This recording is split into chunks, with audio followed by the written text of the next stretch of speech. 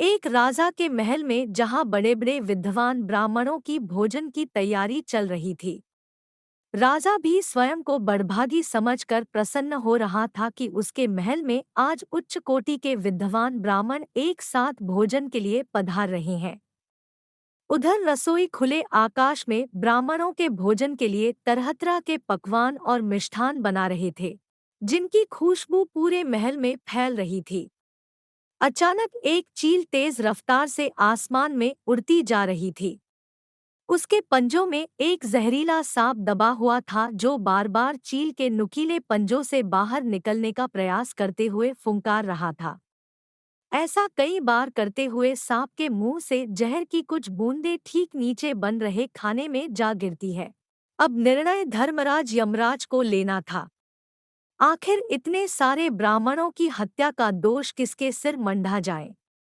कौन है असली दोषी? क्या उस राजा के सिर जिसने सभी ब्राह्मणों को भोजन पर निमंत्रित किया, या फिर उन लोगों को जो ब्राह्मणों के लिए खाना बना रहे थे और जिन्हें ज्ञात ही नहीं था कि भोजन के पात्र में सांप का जहर गिर चुका है? यमराज ने विचार किया तो हत्या का दोष राजा और रसोई में से किसी के भी हिस्से में नहीं जाता।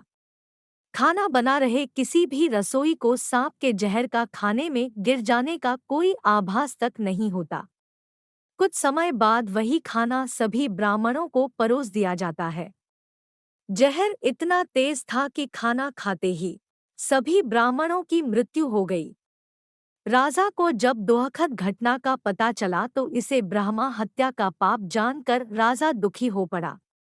अब बचे सांप और वो चील जो सांप को अपना भोजन बनाने के लिए इतनी मेहनत कर रही थी।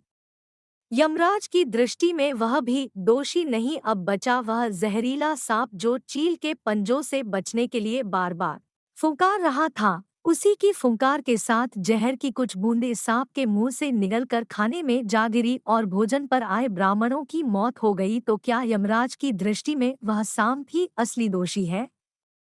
नहीं, यमराज उसे भी दोषी नहीं मानते। अब सांप का स्वभाव ही फुंकार करना है और फिर अपने प्राणों की रक्षा करना कोई पाप नहीं। यमराज ने इस विषय को कुछ समय के लिए वहीं रोक दिया। इधर धरती में थोड़े दिन बीतने लगे और फिर एक दिन कुछ ब्राह्मण देव राजा से भेंट के लिए एक महिला से महल का मार्ग पर पूछने लगे। महिला ने महल का मार्ग तो बता दिया, लेकिन कहा कि यह राजा ठीक नहीं, अभी कुछ दिन पहले खाने में जहर देकर आप ही के जैसे निर्दोष ब्राह्मणों को मृत्युदंड दे दिया। महिला के मुंह से ये बात निकलते ही यमराज ने निश्चय कर लिया कि इतने सारे निर्दोष ब्राह्मणों की हत्या का दोष इस महिला के भाग्य में जोड़ दिया जाए। महिला के भाग्य में ही क्यों? महिला का तो कोई लेना देना तक नहीं था। फिर महिला को ब्रह्मा हत्या का दोष क्यों लगा? यह प्रश्न यमदूतों ने यमराज से किया। यमराज ने बताया कि जब कोई जानबूझकर पाप कर्म करता तो उसे स्वार्थ सिद्ध होने पर आनंद मिलता है, लेकिन निर्दोष ब्राह्मणों की हत्या से न तो राजा, रसोई और न ही चील व सांप ने स्वार्थ सिद्ध होने का आनंद लिया। ऐसे में इस अनजाने पाप का पूरा दोष उस महिला को जाता है जिसने जानबूझकर मन में ईर्ष्या का भाव रखते हुए इस पाप कर्म की निंदा की। इस तरह की घटना की बुराई करने में उस महिला को जरूर आनंद मिला।